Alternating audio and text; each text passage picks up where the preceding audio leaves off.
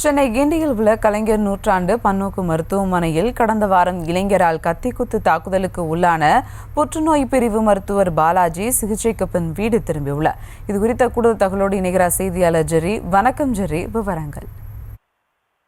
வணக்கம் சுபா.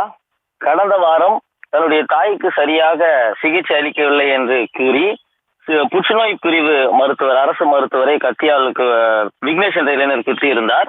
இந்த ஒரு வாரம் கடனும் கூட அது பெரும் பேசும் பொருளாகவே இருக்கிறது. இந்த சூழலில் தான் அவர் உடல்நலம் தேடி நேற்று இரவு டிஸ்சார்ஜ் ஆகியிருக்கிறார்.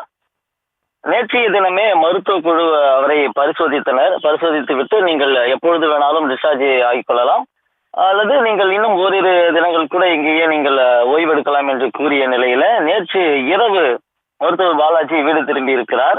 கடந்த வாரம் புதன்கிழமை விக்னேஷ் என்ற கலைஞர் நூற்றாண்டு பன்னோக்கு மருத்துவமனையில் புற்றுநோய் பிரிவு துறை மூத்த மருத்துவர் பாலாஜியை கத்தியால் குத்தினார். இதனால் படுகாயமடைந்த மருத்துவர் பாலாஜிக்கு அதே மருத்துவமனையில சிகிச்சை வழங்கப்பட்டு வந்தது.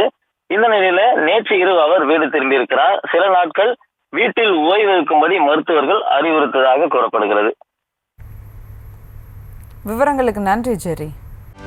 செய்திகளை உடனுக்குடனும் துல்லியமாகவும் தெரிந்து கொள்ள சப்ஸ்கிரைப் பண்ணுங்க.